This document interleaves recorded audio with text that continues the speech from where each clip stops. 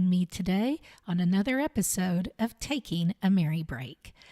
And I have to say, I am so excited about this because we are delving into our 6-part series on the evolution of Norma Jean into Marilyn Monroe. Now, I will tell you, as we go through all these episodes, we are going to get to the point where we talk about the iconic Marilyn Monroe, her celebrity status, her movies, her modeling, everything in between. But not today. I want to do this podcast with justice. I want to do this podcast with honor for Norma Jean. So we are going to look at her like a real person. You know, I look at even celebrities today, and it looks like to me when they get to a certain platform, we admire them. We follow their TikToks, their Facebook, their YouTube. We watch their TV shows, their movies. We listen to their music. But somewhere along the line, as fans, I think we get desensitized. And that's not fair to the celebrities. You know, they have great careers. They're doing great things. But they're people. They're human. And Norma Jean was no exception. Just like you and I, Norma Jean had a beating heartbeat. She had an intelligent mind and a beautiful soul. And I really feel like with all the harrowing things she went through as a child, it was such a domino effect and really haunted her for her entire life.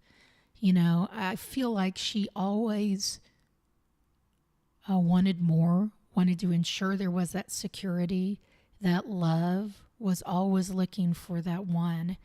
And I don't know if she ever really found it. But, you know, I think it goes back to her mom. Her mom, her name is Gladys Pearl Baker. And I honestly don't think that she was ready to have children, or maybe even should have had children. She was financially not ready. She mentally was not ready. And because of her sickness and a lot of bad choices, it took Norma Jean down a path that I don't think she was ready for. So with that, let's go ahead and get started with In the Beginning on Norma Jean. Marilyn Monroe was born Norma Jean Mortensen on June the 1st, 1926, at the Los Angeles General Hospital in Los Angeles, California. Now, Gladys Pearl Baker, of course, Norma Jean's mom, was actually born in Piedras Negras, Colucha, Mexico.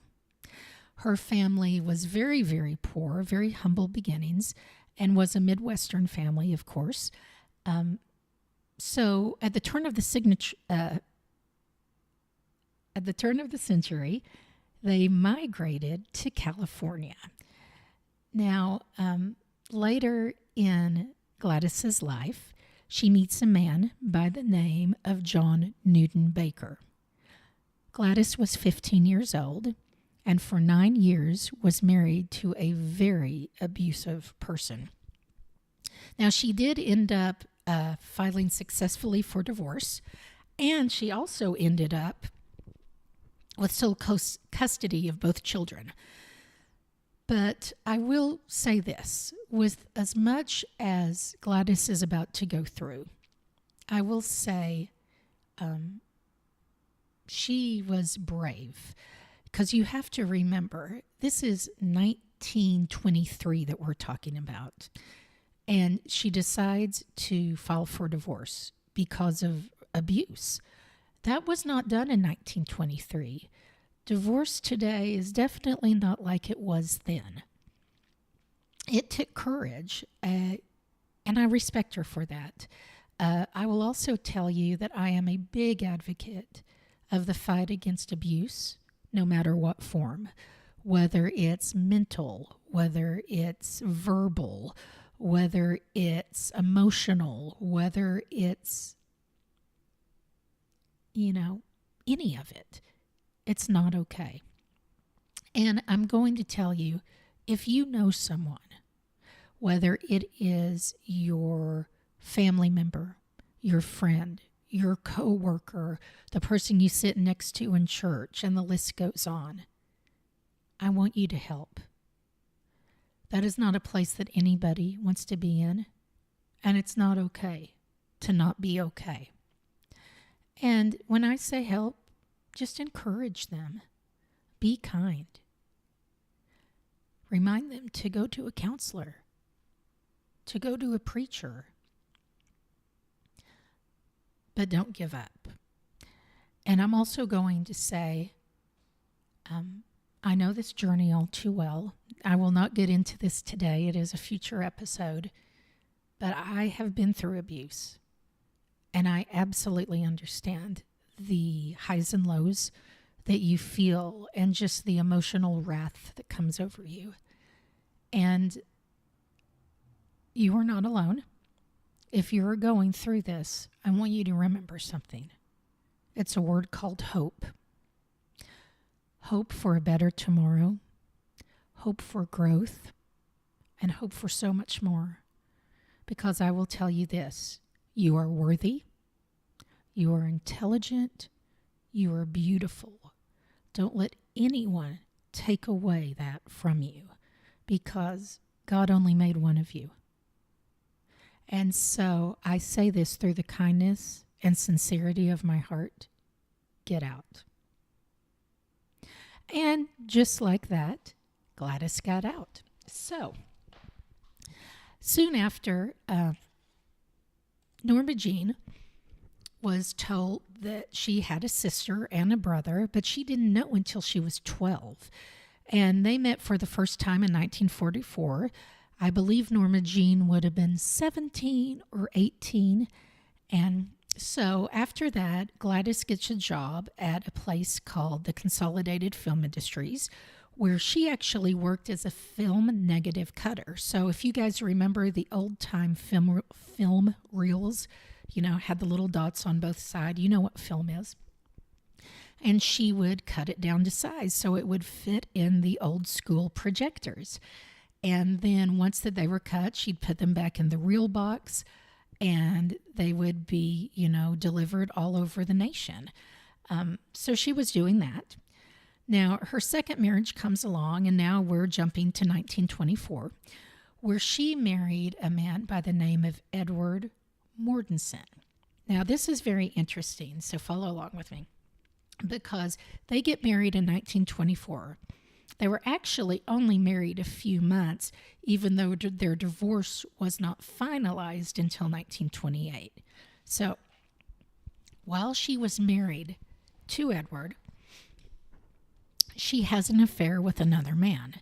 Now, I will tell you that even when Norma Jean was alive, there was always a big rumor mill, if you will, as to who her father was. She never even really knew. It never came up. There were people saying that Clark Gable could have been her dad, which obviously was not the case. But they did find out in 2022 that there was a DNA test where they went in and they found out that the actual father was named Charles Stanley Gifford. And he was born in 1898 and died in 1965. And so with that, Gladys is married to Edward. And she has an affair with a coworker. Now, the affair, I want you to think about this, was in 1925. Why do you think they got a divorce? When she cheated, she got pregnant. Exactly. And that's when Norma Jean was born. Now, I will tell you too, her real dad, Charles Stanley, who Gladys had the affair with, she ends up having 2 half-siblings out of this later in life. I will tell you, Doris Elizabeth was born 1920 and died 1933, and she had a brother, or half-brother I should say, named Charles Stanley, born 1922 and died 2015, another blessed life. And so as that goes on, Gladys is a little out of control at this time. She would have highs, she would have lows. There would be times she'd be very stable. A lot of times in Norma Jean's life, prior to the age of 8, it was fairly normal. I mean, they were a single family, and they, were a little financially strapped, like most people would have been in that generation. And at that time, everything was good. So let's go ahead and jump later. In the summer of 1933, Gladys buys a small house in Hollywood, and she moves in 7-year-old Norma Jean. Now, they share the house with some people named George and Maud Atkinson and their daughter Nellie. And George and Maud were actually actors as well, so just a side note there. And that was in January 1934. So, after all this trauma of years of being abused by John, and then getting remarried, having an affair where she got pregnant by that person, and then divorced a second time, she has a mental breakdown. And it's really sad, because today it would be something that with counseling, with, good therapy, with medicine, it would hardly be an issue. But they did diagnose her with paranoid schizophrenia. And so back in that day, you were sent to an asylum. And so Gladys goes in and out of asylums for her entire adult life. Her first asylum was called the Metropolitan State Hospital. And because of this, now this is Norma Jean, she was 7.5, so about 8 now. Norma Jean becomes a ward of the state. So this is where Norma Jean's hard childhood begins. So Norma Jean her mom has a friend named Grace Goddard, who took responsibility over her and her mom's affairs when she got sick. So then, over the next 4 years, Norma Jean's living situation changed all the time, because she was in the first she was in an orphanage, and the orphanage was actually called the Evangelical Christian, and her foster parents were Albert and Ida Bolinder. And then that's when they decided to put her in the foster system. So now she's gone from an orphan, but she's still technically an orphan, but in the foster system organization.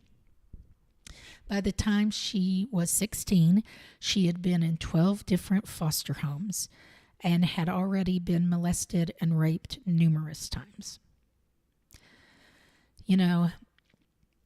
The foster care system today is not what the foster care system was back in the 20s and 30s. I have some dear friends,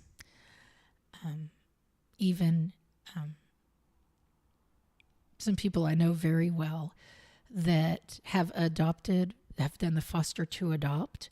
I've known people that have helped keep the foster kids while they're in the organization. And I want to sincerely thank you for what you do, because you have to have a certain heart, and you have to know or feel what they've been through. And can I tell you what that is? No, because I've never been through it. But what I do know is it is about perseverance, and it is about love. So thank you all for that. So anyway, but the foster care system then was not like it is today, and bad things happened. The first family she lived with, the man that had her, ended up molesting her. It went on from there. And